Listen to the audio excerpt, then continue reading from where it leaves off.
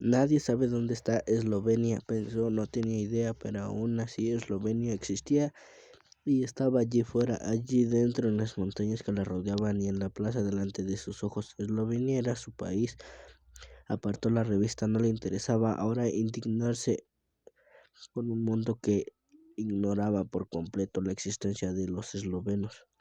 El honor de su nación ya no le inspiraba por completo la existencia de los eslovenos. El honor de su nación ya no le inspiraba respeto. Había llegado la hora de tener orgullo de sí misma, de saber que había sido capaz, que finalmente había tenido valor y estaba dejando su vida. ¡Qué alegría! Y estaba haciendo eso tal como siempre lo había soñado, mediante comprimidos que no dejan marcas. Verónica había estado buscándolos durante casi 6 meses, pensando que nunca lograría conseguirlos. Había llegado a pensar en la posibilidad de cortarse las venas, a, a pesar de saber que terminaría llenando el cuarto de sangre, dejando a las monjas confusas y preocupadas. Un suicidio exige que las personas piensen primero en sí mismas y después en las demás. Estaba dispuesta a hacer todo lo posible para que su muerte no causara mucho trastorno, pero si cortarse las venas era la única posibilidad, entonces lo siento, las hermanas que limpiaran el cuarto y se olvidarán pronto del asunto, o si no tendrían dificultades para alquilarlo de nuevo. Al fin y al cabo, incluso a fines del siglo XX, las personas aún creían en fantasmas. Es verdad que aquella podía tirarse desde uno de los pocos edificios altos de Ljubljana, pero ¿y el sufrimiento enorme que tal actitud terminaría causando a sus padres? Además, el impacto de descubrir que la hija había muerto, estarían obligados a identificar un cuerpo desfigurado. No, esta era una solución peor que la de sangrar hasta morir, pues dejaría marcas indelebles en personas que solo querían su bien. Terminarán admitiendo la muerte de la hija, pero un cráneo reventado debe de ser imposible de olvidar. Dispararme un tiro, lanzarse al vacío, ahorcarse, nada de eso estaba en consonancia con su naturaleza femenina. Las mujeres cuando se suicidan eligen medios mucho menos truculentos, como cortarse las venas e ingerir una sobredosis de somníferos.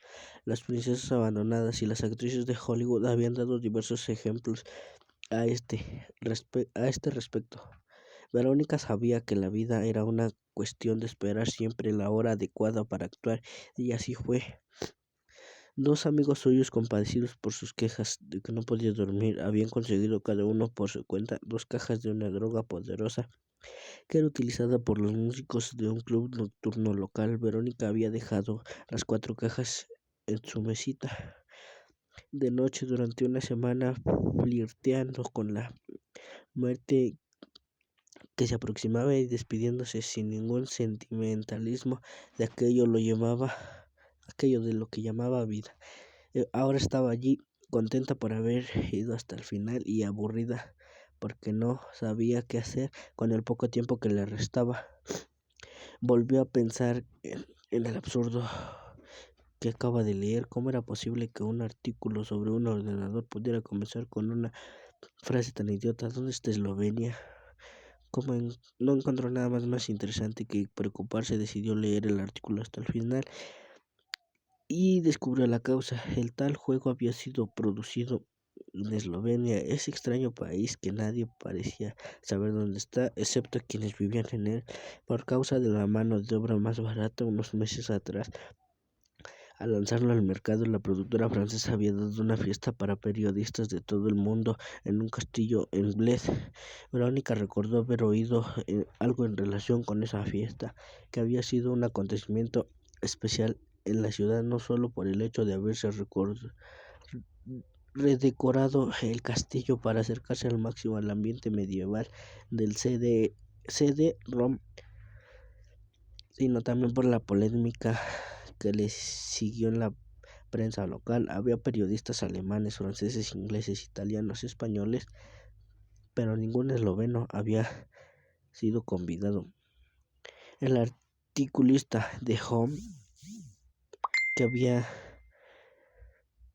que había venido a Eslovenia por primera vez, seguramente con todo pagado, y decidía pasar su tiempo halagando a otros periodistas diciendo cosas supuestamente interesantes, comiendo y bebiendo gratis en el castillo. Había decidido empezar su artículo haciendo un chiste que debía de agradar mucho a los sofisticados intelectuales de su país. Inclusive debía haber contado a sus amigos de redacción algunas historias falsas sobre las costumbres locales o sobre la manera poco elegante de vestirse de las mujeres eslovenas. Problema de él: Verónica estaba muriendo y sus preocupaciones debían ser otras, como saber si existe la vida después de la muerte o a qué hora encontrarían su cuerpo. Aún así, o tal vez justamente por causa de eso, de la importante decisión que había tomado, aquel artículo la estaba molestando. Miró por la ventana del convento que daba a la pequeña plaza de Ljubljana. Si no saben en dónde está Eslovenia, Ljubljana debe ser un mito. Pensó, como la Atlántida o Lemuria, o los continentes perdidos que pueblan la imaginación de los hombres. Nadie empezaría un artículo en ningún lugar del mundo preguntando dónde estaba el monte Everest, aun cuando nunca hubiese estado ahí. Y sin embargo, en plena Europa, un periodista de una revista importante no se avergonzaba de hacer una pregunta de esa clase, y porque sabía que la mayor parte de sus lectores desconocía dónde estaba Eslovenia, y más aún Ljubljana, su capital.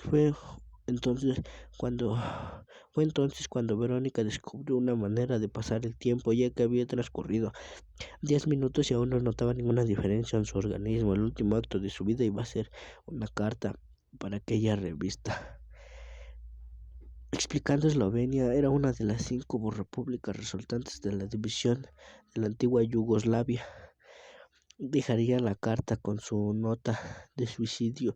De paso, no daría ninguna explicación sobre los verdaderos motivos de su muerte. Cuando encontraron el cuerpo, concluirían que se había suicidado porque una revista no sabía dónde estaba su país.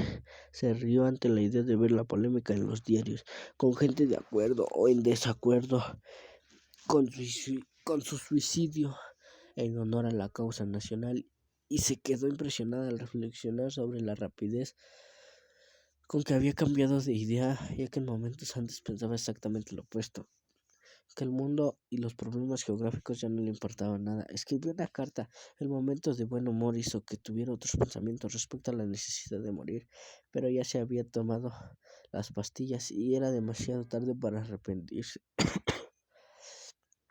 De cualquier manera, había tenido momentos de buen honor como ese, y se estaba suicidando porque fuera una mujer triste y amargada de víctima, que viviera víctima de una constante depresión. Había pasado muchas tardes de su vida recorriendo despreocupada las calles del Ljubljana, o mirando desde la ventana de su cuarto en el convento la nieve que caía en la pequeña plaza donde se hallaba emplazada la estatua del poeta. Cierta vez se había quedado casi un mes flotando en las nubes porque un hombre desconocido en el centro de aquella misma plaza le había dado una flor. Se consideraba una persona perfectamente normal. Su decisión de morir se debía a 2 razones muy simples, y estaba segura de que si dejaba una nota explicándola, mucha gente le comprendería. La primera razón: todo en su vida era igual, y una vez pasada la juventud vendría la decadencia. La vejez la dejaría marcadas irreversibles. Llegarían las enfermedades y se alejarían los amigos. En fin, continuar viviendo no añadía nada. Al contrario, las posibilidades de sufrimiento se incrementan notablemente. La segunda razón era más filosófica. Verónica leía la prensa, miraba la televisión, estaba informada de lo que pasaba en el mundo. Todo estaba mal y a ella le era imposible remediar aquella situación, lo que le daba una sensación de inutilidad total.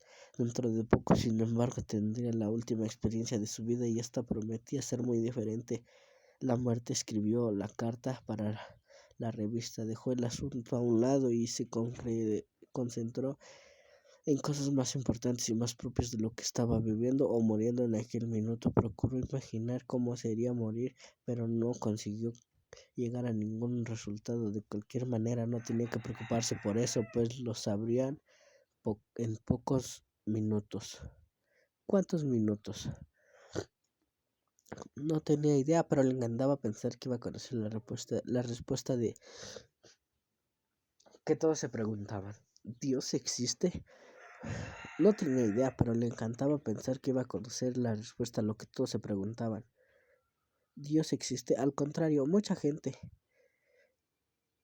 Esta no había sido la gran discusión interior de su vida. En el antiguo régimen comunista, la educación oficial afirmaba que la vida acababa con la muerte y ella terminó acostumbrándose a la idea. Por otro lado, la generación de sus padres y de sus abuelos aún asistía a la iglesia, solía orar y hacer peregrinaciones y estaba absolutamente convencida de que Dios prestaba atención a todo lo que le confiaban. A los 24 años, después de haber vivido todo lo que le había sido permitido vivir, y hay que reconocer que no fue poco, Verónica tenía casi la certeza absoluta de que todo acababa con la muerte. Por eso había escogido el suicidio, la libertad por fin, el olvido para siempre. En el fondo de su corazón quedaba la duda. ¿Y si Dios existe? Miles de años de civilización hacía del suicidio en tabú, una afrenta a todos los códigos religiosos. El hombre lucha para sobrevivir y no para entregarse. La raza humana debe procrear, la sociedad precisa de mano de obra. Una pareja necesita una razón para continuar unida incluso después de que el amor se extinga y un país requiere de soldados políticos y artistas. Si Dios existe, lo que yo sinceramente no creo, sabrá que el entendimiento del hombre tiene un límite. Fue él quien creó este caos donde reinará la miseria, la injusticia, la codicia, la soledad. Su intención debe de haber sido excelente, pero los resultados son nefastos. Si Dios existe, Él será generoso con las criaturas que deseen alejarse más pronto de esta tierra, y puede ser que hasta que llegue a pedir disculpas por habernos obligado a pasar por aquí. Que se fueran al diablo los tabús y las supersticiones. Su religiosa madre le decía: Dios conoce el pasado, el presente y el futuro. En este caos ya le había colocado en este mundo con plena conciencia de que ella terminaría suicidándose y no se sorprendería por su gesto. Verónica comenzó a sentir un leve mareo que fue creciendo rápidamente. A los pocos minutos ya no podía centrar su atención en la plaza que se extendía ante su ventana. Sabía que era invierno, debían de ser alrededor de las 4 de la tarde y el sol se estaba poniendo rápidamente. Sabía que otras personas continuarían viviendo en ese momento. Un muchacho que pasaba al frente a su ventana la miró, si no obstante tener la menor idea de que ella estaba a punto de morir. Un grupo de músicos bolivianos. ¿Dónde está Bolivia? ¿Por qué los artículos de las revistas no preguntan eso? Tocaba delante de la estatua de France Preseren, un gran poeta esloveno que marca profundamente el alma de su pueblo.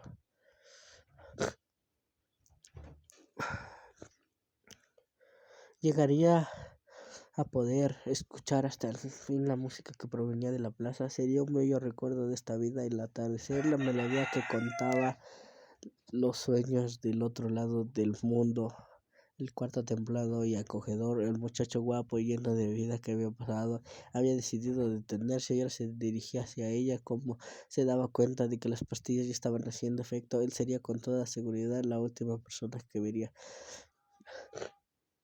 Él sonrió, ella retribuyó la sonrisa.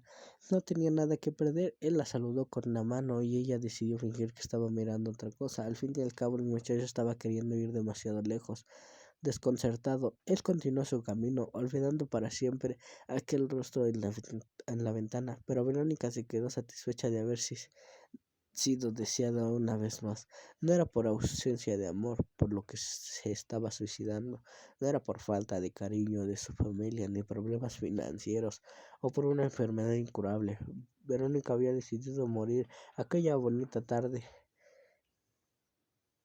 con músicos bolivianos tocando en la plaza, con un joven pasando frente a su ventana, y ella estaba contenta con lo que sus ojos veían y sus oídos escuchaban, pero aún estaba más contenta de no tener que contemplar aquellas mismas cosas durante 30, 40 o 50 años, pues irían perdiendo su originalidad al estar inmersas en la tragedia de una vida donde todo se repite y el día anterior es siempre igual al día siguiente. El estómago ahora empezaba a dar vueltas y ella se sentía muy mal. Qué gracia, pensé que una sobredosis de tranquilizantes me harían dormir inmediatamente, pero lo que le sucedía era un extraño zumbido en los oídos y la sensación de vómito. Si vomito, no moriré. Decidió olvidar los cólicos, procurando concentrarse en la noche que caía con rapidez en los bolivianos, en las personas que comenzaban a cerrar sus tiendas y salir el ruido y salir. El ruido en el oído se hacía cada vez más agudo y por primera vez desde que había ingerido las pastillas. Verónica sintió miedo, un miedo terrible ante lo desconocido, pero fue rápido. Enseguida perdió la conciencia.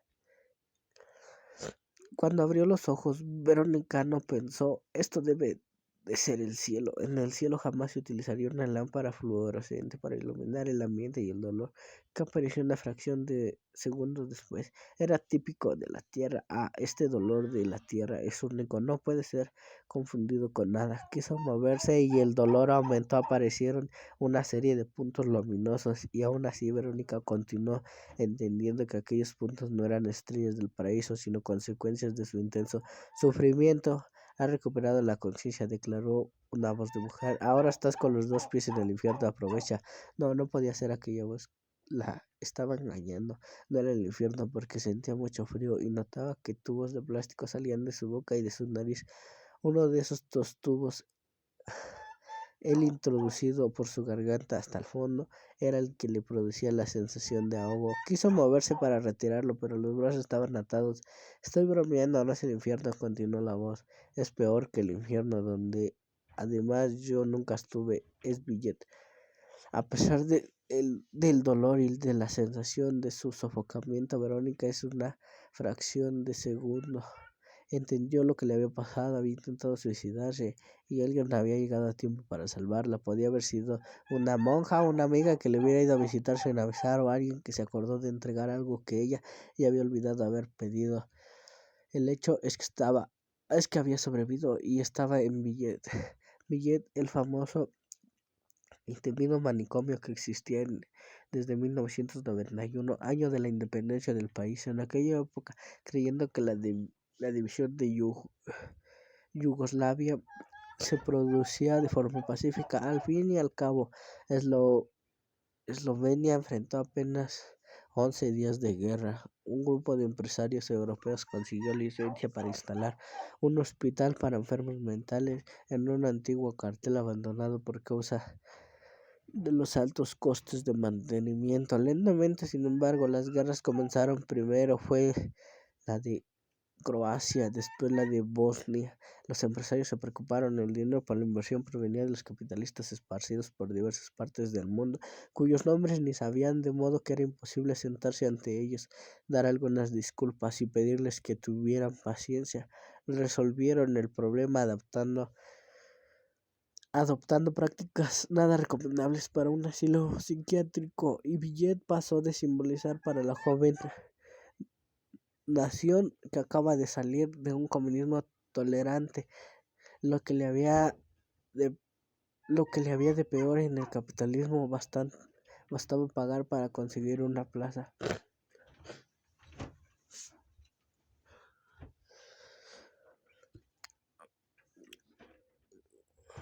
Muchas personas, cuando querían desembarazarse de algún miembro de la familia por causa de desacuerdos en torno a una herencia o algún comportamiento inconveniente, se gastaban una fortuna en conseguir un certificado médico y que permitía el internamiento de los hijos o los padres que eran fuente de los problemas, otros para huir de deudas o justificar ciertas actitudes que podían acarrear largas estancias en prisión. Pasaban algún tiempo en el asilo y salían libres de cualquier peligro de proceso judicial. Billet el lugar de donde nadie jamás había huido, que mezclaba a los verdaderos locos enviados ahí por la justicia o por otros hospitales con aquellos que eran acusados de locura o la fingían. El resultado era una verdadera confusión y la prensa a cada momento publicaba historias de los malos tratos y abusos, aun cuando aun cuando jamás tuviera permiso para entrar a ver lo que estaba sucediendo. El gobierno investigaba las denuncias, no conseguía pruebas. Las accionistas amenazaban con propagar que era difícil hacer inversiones externas en el país y a la institución conseguía mantenerse en pie cada vez más fuerte. Mi tía se suicidó hace unos pocos meses, continuó la voz femenina. Había pasado casi 8 años sin ganas de salir de su cuarto, comiendo, engordando, fumando, tomando calmantes y durmiendo la mayor parte de su tiempo. Tenía 2 hijos y un marido que la amaba. Verónica intentó mover su cabeza en dirección a la voz, pero era imposible. Tan solo la vi reaccionar una sola vez cuando el marido encontró un amante. Entonces ella armó escándalos, perdió peso, rompió vasos y durante semanas enteras no dejó dormir a los vecinos con sus gritos. Por más extraño que parezca, creo que fue su época más feliz. Estaba luchando por algo estaba luchando por algo. Se sentía viva y capaz de reaccionar ante el desafío que se le presentaba. ¿Yo qué tengo que ver con todo esto?, pensaba Verónica, incapaz de decir algo. Yo no soy su tía ni tengo marido. El marido terminó dejando al amante, prosiguió la mujer. Mi tía poco a poco volvió a su pasividad habitual. Un día me telefonó diciendo que estaba dispuesta a cambiar su vida. Había dejado de fumar. La misma semana, después de aumentar la cantidad de tranquilizantes a causa de su abstinencia de tabaco, avisó a todos que estaba dispuesta a suicidarse. Nadie le creyó. Una mañana me dejó un recado en el contestador automático despidiéndose y se mató con gas. Yo escuché ese mensaje varias veces. Nunca había oído una voz más tranquila, más conforme con su propio destino. Decía que no era feliz ni infeliz y que por eso no aguantaba más. Verónica sintió compasión por aquella mujer que contaba la historia y que parecía intentar comprender la muerte de la tía. ¿Cómo juzgar en un mundo donde se intenta sobrevivir a cualquier precio a aquellas personas que deciden morir? Nadie puede juzgar, solo uno sabe la dimensión de su propio sufrimiento o de la ausencia total de sentido de su vida. Verónica quería explicar eso, pero el tubo de su boca la hizo atragantarse y la mujer vino en su auxilio. La vio reclinada sobre su cuerpo inmovilizado, entubado, protegido en contra de su voluntad y de su libre árbitro de destruirlo. Movió la cabeza de un lado a otro, implorando con sus ojos para que le sacaran aquel tubo y dejase morir en paz. ¿Estás nerviosa?, dijo la mujer. No sé si estás arrepentida o si aún quieres morir, pero no me interesa. Lo que me preocupa es cumplir con mi función. Si el paciente se muestra agitado, el reglamento exige que le proporcione un sedante. Verónica cesó al debatirse, pero la enfermera ya le estaba aplicando una inyección en el brazo. Al poco tiempo había regresado a un mundo extraño, sin sueños, donde la única cosa que recordaba era el rostro de la mujer que acababa de ver, ojos verdes, cabello castaño y un aire totalmente distante. El aire de quien hace las cosas porque tiene que hacerlas, sin preguntar jamás porque el reglamento manda esto o aquello. Paulo Coelho conoció la historia de Verónica 3 meses después, cuando cenaba en un restaurante argelino en París con una amiga eslovena. También se llamaba Verónica y era hija del médico responsable de Billet. Más tarde, cuando decidió escribir un libro sobre el asunto, pensó en cambiar el nombre de Verónica a su amiga para no confundir el lector. Pensó que llamarla Blasca o Edwina o Marietja o cualquier otro nombre esloveno, pero acabó decidiendo que mantendría los nombres reales.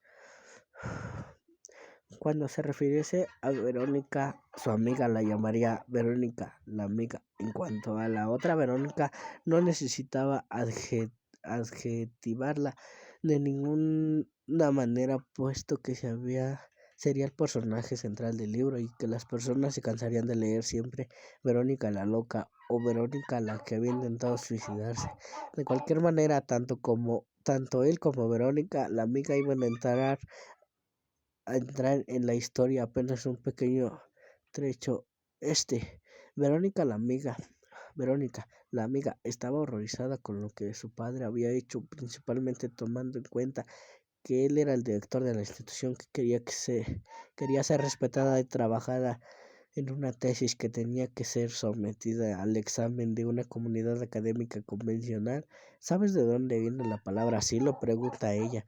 Viene de la Edad Media. El derecho de las personas tienen de buscar refugio en iglesias, lugares sagrados.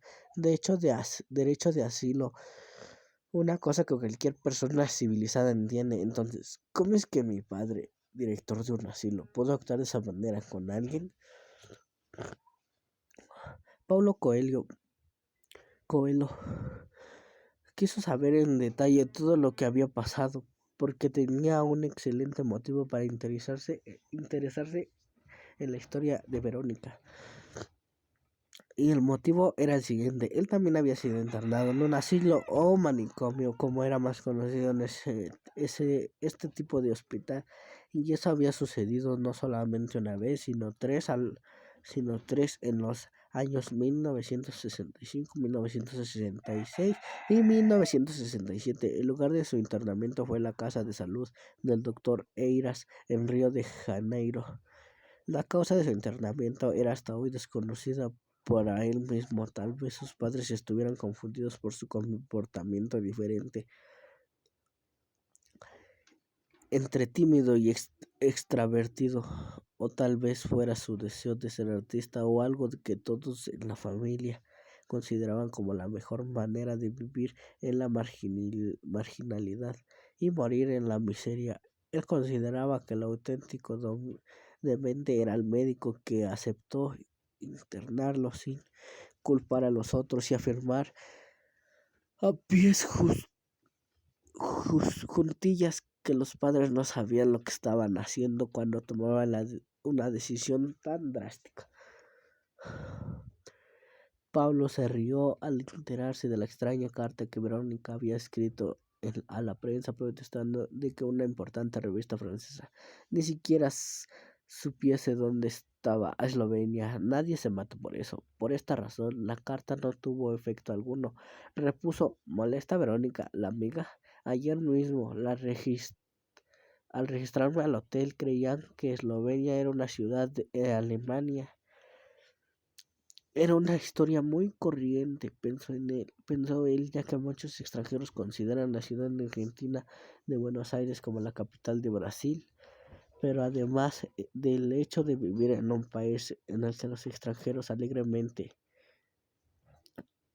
venían a felicitarlo por la belleza de la capital que estaba en el país vecino, Paulo Coelho tenía en común con Verónica el hecho de que ya se fue descrito aquí, pero que siempre conviene recordar, también había sido internado en un sanatorio para enfermos mentales, de donde nunca debió haber salido, como comentó cierta vez su primera mujer. Pero salió, y cuando dejó la casa de salud del doctor Eiras por última vez, decidió que a nunca más volver allá. Hizo dos promesas. Juro que escribiría sobre el asunto. Me juro esperar a que sus padres muriesen antes de hacerlo público, porque no querían herirlos, ya que los dos habían pasado muchos años de sus vidas culpándose por lo que se habían hecho.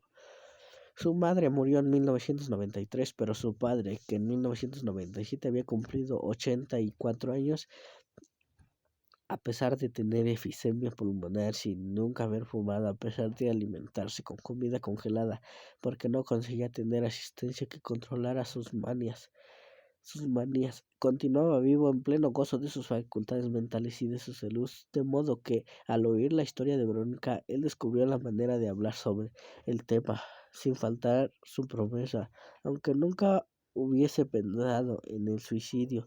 Conocía inmediatamente el universo de un asilo, los tratamientos, las relaciones con los médicos y pacientes, el consuelo y la angustia de estar en un lugar como aquel. Entonces dejemos a Paulo Coelho y Verónica la amiga salir definitivamente de este libro y continuemos con el relato.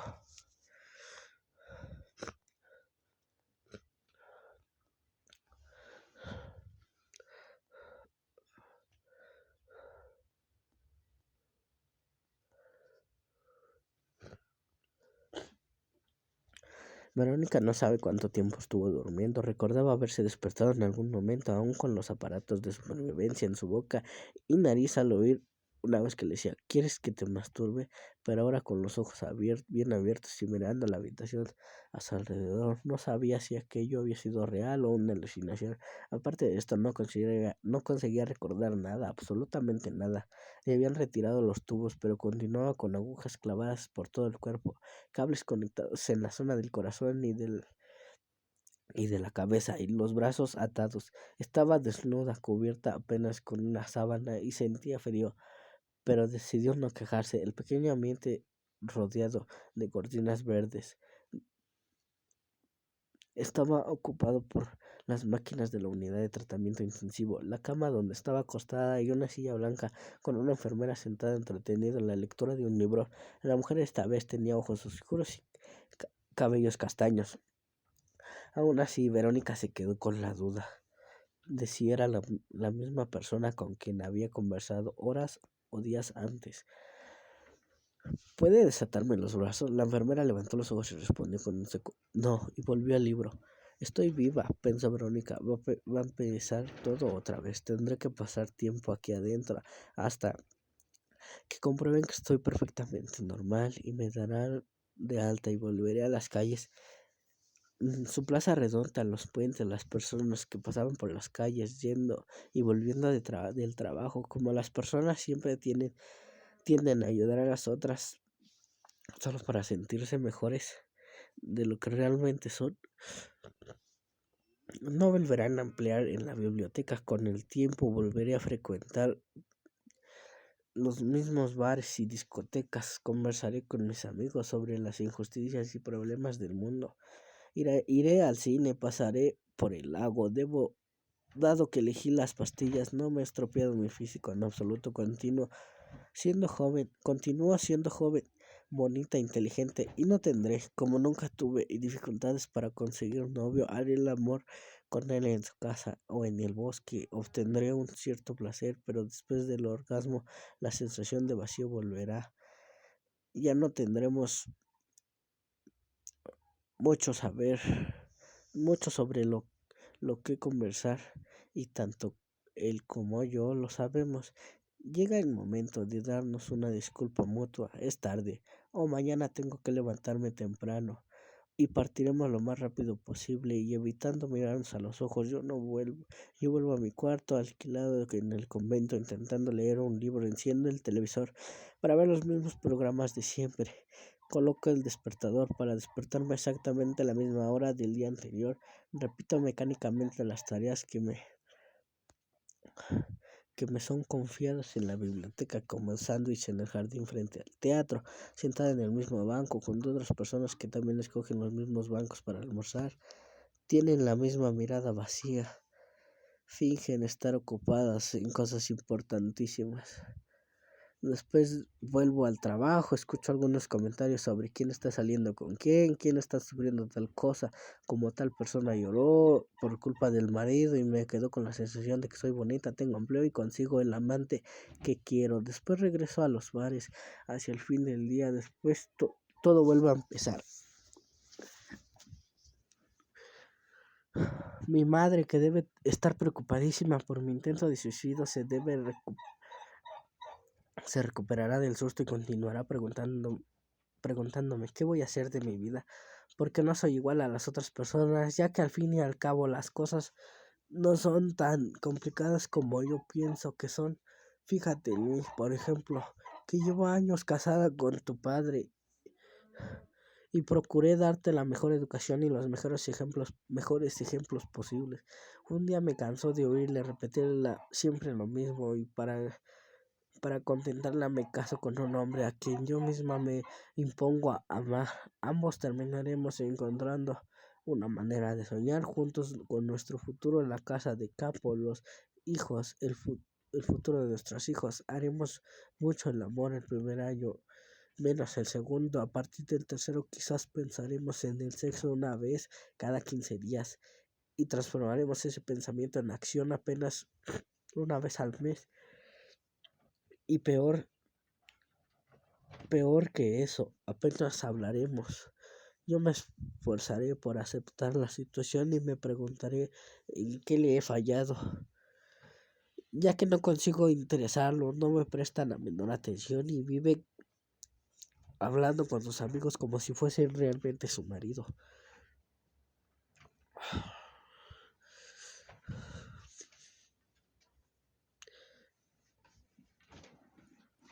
Cuando el matrimonio esté apenas sostenido por un hilo, me quedaré embarazada, tendremos un hijo, pasaremos algún tiempo más próximos uno del otro y pronto la situación volverá a ser como antes. Entonces empezaré a engordar como la tía de la enfermera de ayer o de días atrás, no sé bien, y empezaré a hacer un régimen sistemáticamente.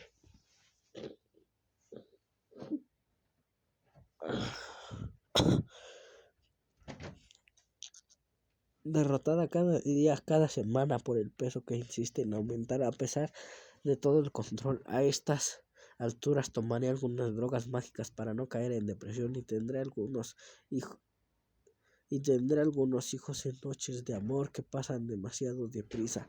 Diré a todos que los hijos son la razón de mi vida, pero en verdad ellos exigen mi vida como razón. La gente nos considerará siempre una pareja feliz y nadie sabrá lo que existe de la soledad, de amargura, de renuncia detrás de toda esa apariencia de felicidad.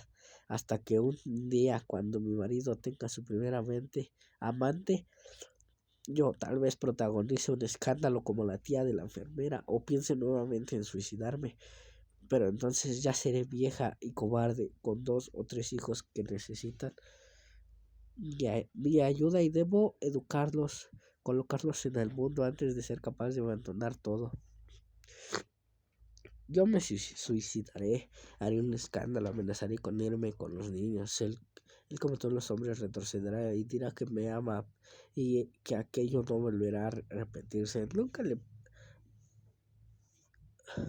Nunca se le pasará por la cabeza que si yo resolviese realmente irme, la única elección posible sería la casa de mis padres y quedarme ahí el resto de la vida, teniendo que escuchar todos los días a mi madre lamentándose porque perdió una oportunidad única de ser feliz, que él era un excelente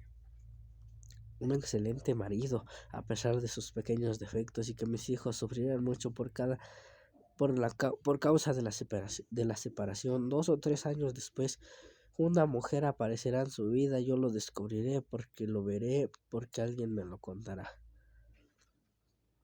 Pero esta vez fingiré ignorarlo. Gasté toda mi energía luchando contra el amante anterior, no sobró nada, es mejor aceptar la vida tal y como es en realidad y no como yo la imaginaba. Mi madre tenía razón y seguía siendo amable conmigo. Yo continuaré mi trabajo en la biblioteca con mis sándwiches, en la plaza del teatro, mis libros que nunca consigo terminar de leer, los programas de televisión que continuarán siendo los mismos de aquí a 10, 20 o 50 años. Solo que comeré los sándwiches con sentimiento de culpa porque estoy engordando y ya no iré a los bares porque tengo un marido que me espera en casa para cuidar a los hijos. A partir de ahí, todo se reduce a esperar a que los chicos crezcan a pesar de todos los días en el suicidio, sin valor para llevarlo a cabo. Un buen día llego a la conclusión de que la vida es así, de que es inútil rebelarse, de que nada cambiará y me conformo. Verónica concluyó su monólogo interior y se hizo a sí misma una promesa: no saldría de Billet con vida, era mejor acabar con toda hora mientras aún tuviera valor y salud para morir. Se durmió y despertó varias veces, notando que el número de aparatos a su alrededor disminuía, el calor de su cuerpo aumentaba y las enfermeras cambiaban de rostro, pero siempre había alguien al lado de ella. Las cortinas verdes dejaban pasar el sonido de alguien llorando, gemido de dolor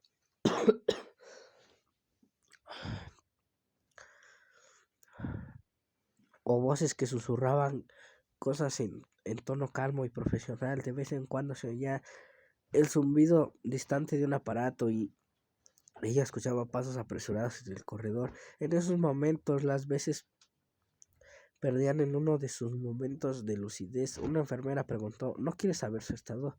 Ya sé cuál es, respondió Verónica, y no es el que está viendo en mi cuerpo, es el que está sucediendo en mi alma. La enfermera aún intentó convencer un poco, pero Verónica fingió que dormía.